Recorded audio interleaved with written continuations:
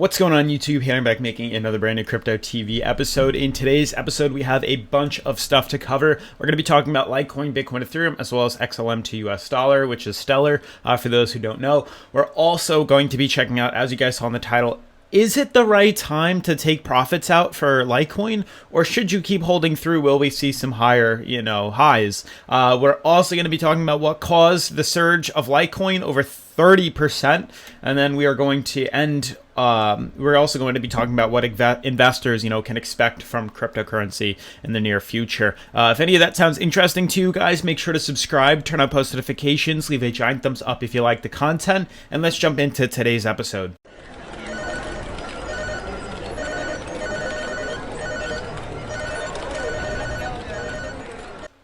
So I'm on the current coin market cap, and as you guys can see, there is a couple of things I do want to talk about. So Bitcoin dominance is 53%, so we are seeing that decline quite a bit since yesterday. We're also seeing a 24-hour volume of 20.2 billion and a market cap of 121.1. So yesterday and a couple of days ago, actually, we were seeing the market cap at around 13 or 14 billion. So we have seen around $6 to $7 billion come into the market, which is phenomenal. 24-hour volume is 20.2 billion, so it is quite substantially higher than where we've seen it in the past, 2 days ago. Yesterday, it was actually quite high as well, and it's kind of continuing that pattern as well. We're going to talk about in a second. So let's scroll down now. You guys can see a couple of pretty major things. If you haven't seen the past two videos that I made yesterday, I highly suggest watching them. They're doing very, very well, and on that case, we are about to hit 7,000 subscribers, guys. I am getting so excited. 10,000 is right around the corner, and I will be doing a giveaway for all you guys, so this way make sure to share, tell your friends to subscribe. The closer we are, the quicker you guys can get some free cryptocurrency or some merchandise, whatever you guys decide. Otherwise, moving on though, these top 10 cryptocurrencies, as you can see, I said in yesterday's video, after a major bull run like we just saw, we're gonna see some consolidation, we're gonna see some pullback. Yes, I did take profits, and I will talk about that when we talk about Litecoin in a second. But as you can see, out of these top 10 coins, 3 out of the 10 are in green, which means 7 out of the 10 are red, and we're going to see some pullback right now, and I will discuss why. Out of these top 10 coins, we're definitely looking very interesting. It does look very interesting. Obviously, number 4, Litecoin, which made massive gains, guys. Huge, shout out to, Litecoin. Check out Satoshi Lite. Love them. Been, part of the East Coast Litecoin Foundation for quite some time now. So I do love Litecoin and all it represents and the community surrounding it. But, holding the number 4 spot is huge. Nobody was expecting that. We've seen Litecoin all the way in the number 9, number 10 spot. So to shoot up all the way to the number 4 spot, it's doing something right. And I do think it's based on its community. So even though we are kind of tangled in here, we saw, out of the top 5 coins, if not top 6 coins, they all shot up right here. You guys can see they're all pretty entangled with one another. The other 7 to 10 aren't really, following crypto that much, following Bitcoin that much. They're kind of doing their own pattern, especially Tether. But what's nice to notice is Litecoin is at 43 and it's still up 1.7%, which we're going to talk about why in a second. But out of the other coins, they are down, and that is going to have an interesting effect. We're going to start to see Litecoin kind of take a dip too. Really quick, guys, make sure to take advantage of this bull run by clicking the link below.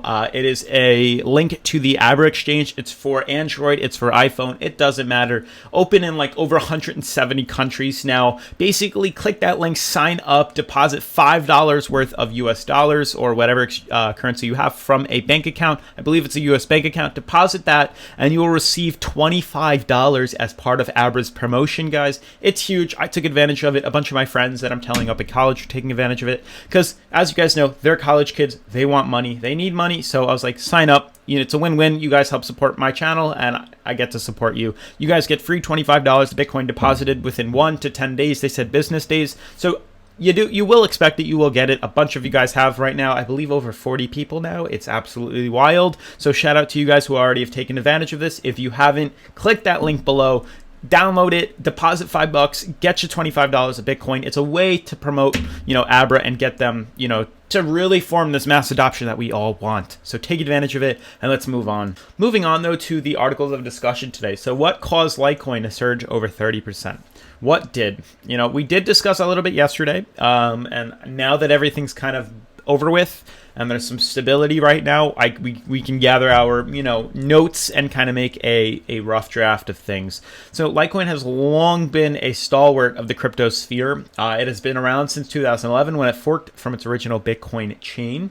Alongside its big brother, it has steadily grown as faster and the lighter alternative. So Litecoin, as we know, has had a new partnership, to enhance Litecoin. The entire crypto market has enjoyed this rare pump overnight. $10 billion being poured back into digital assets over the exchanges. $10 billion, guys. If you think about that, $10 billion getting added back into the exchange, imagine bottom feeding off of the little bottom, right there, only taking about $1,000, $2,000, $10,000 in. That's still huge from the $10 billion that's getting pumped in. There is money to be made, guys. All you want to do is be the bottom feeders in this market. That's what I'm here to do, So here it is. Where is it? So we have started exploration towards adding privacy and fungibility to Litecoin by allowing on-chain conversation of regular Litecoin into a Mimblewimble variant of Litecoin and vice versa. Upon such conversion, it will be possible to transact with Mimblewimble Litecoin in complete confidentiality. A hard fork would be required if Litecoin was to adopt the protocol, which allows users to encrypt transaction data. The fungibility aspect would allow equivalent tokens to be interchangeable with no losses. Charlie Lee posted this tweet last month on the need for such. So fungibility is the only property of sound money that is missing from Bitcoin and Litecoin. Now that the scaling debate is behind us, the next battleground is fungibility and privacy. So they're really focusing on privacy, and obviously after Litecoin's performance over the past 24 hours, which has been extremely impressive, its jump into the intraday low is just over $33, and it's now around $42, $43, which is the result of a 33% surge on the day. So we're kind of seeing the market react to this news that's coming out, and we're also going to talk about the technicals, about this too. Now, shifting our focus, so what can investors expect from cryptocurrency?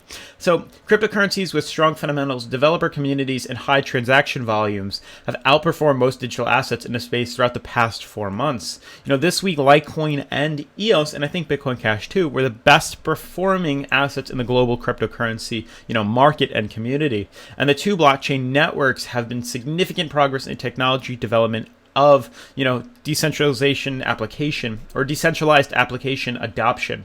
As CCN reported, Litecoin is the midst of a fully integrated confidential transactions and Mimblewimble. So there's a couple of things, which is why we're seeing this massive pump. And I do think that actually is integrated with that. Two solutions that will improve blockchain's network privacy and scalability.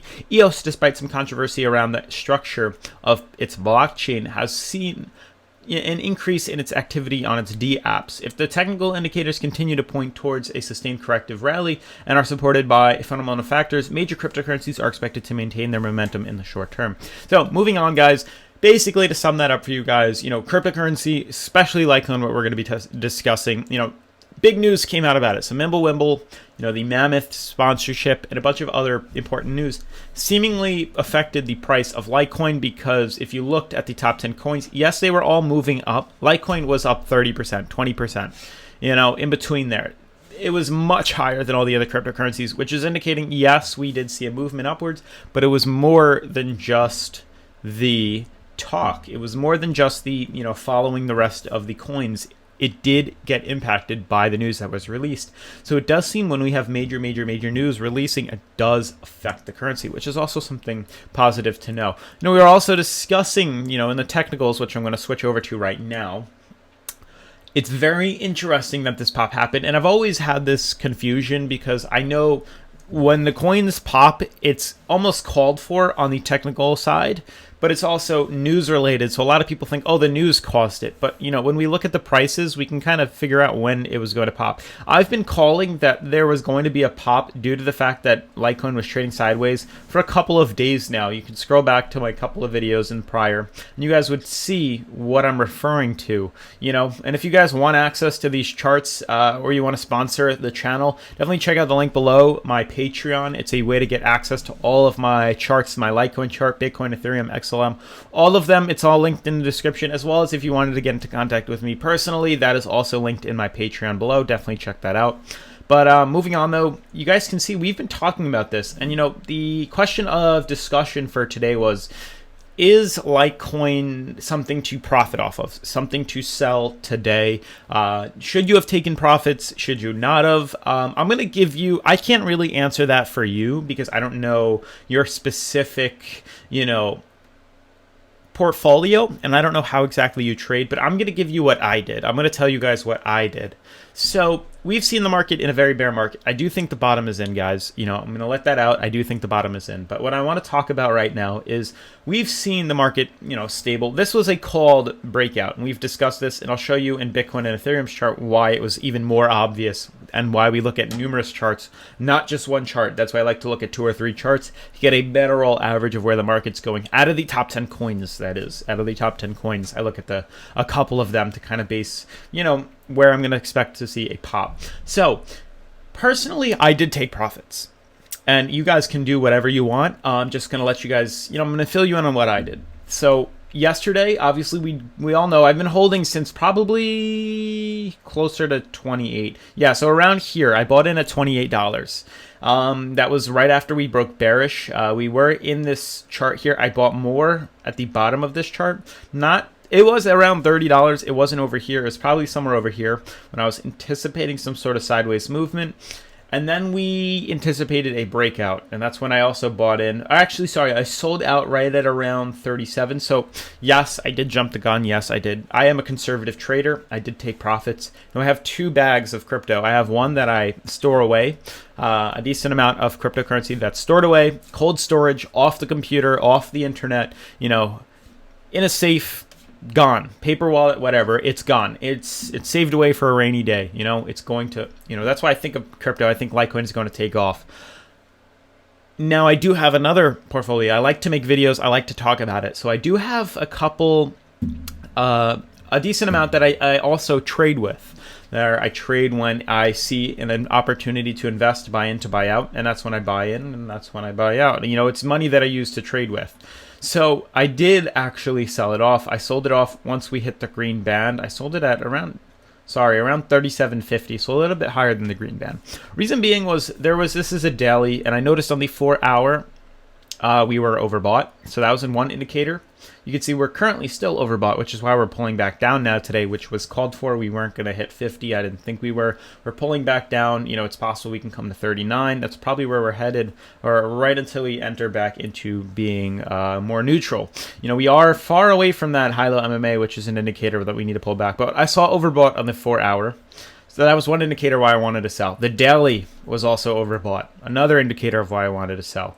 Also, we were retesting the high-low MMA, which we haven't done in months, guys. We have not broken through this high-low MMA in months. This is huge. I just want to point this out for you. Look at when the last time was that we crossed over the high-low MMA, guys.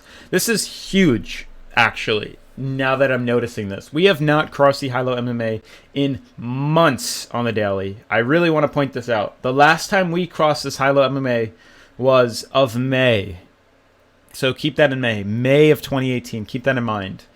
This is the first time in months we crossed this. So that is actually huge, huge news, guys. We have not seen that in a very long time, which hopefully we can stay above this high-low MMA. That's honestly where I'm seeing this. We're already going to see some support at this red band. 39. I don't think we're going to pull crazy far back.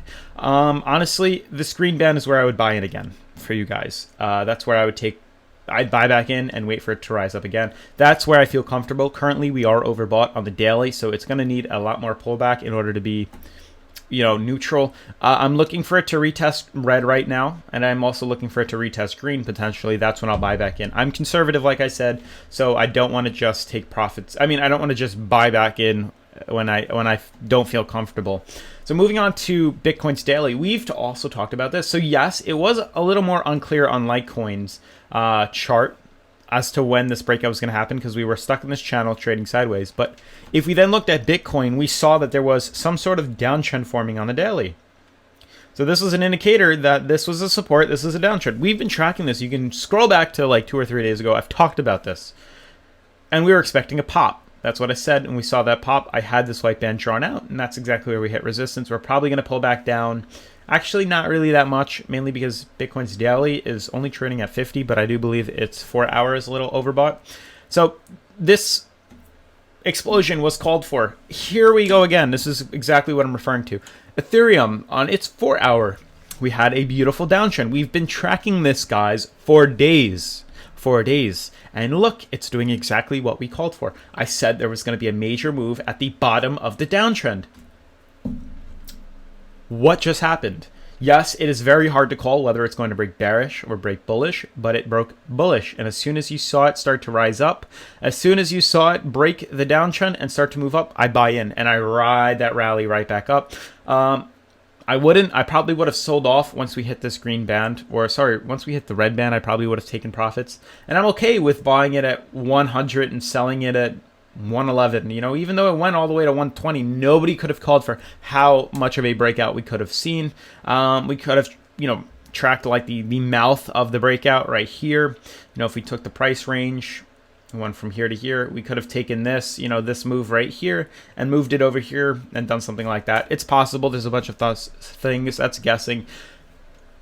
It does look like that. You could have taken the fall and put it over here and we would have seen the resistance, and that means I probably would have sold at the top. But, you know, selling it at 111 versus at 114, it doesn't really bother me that much.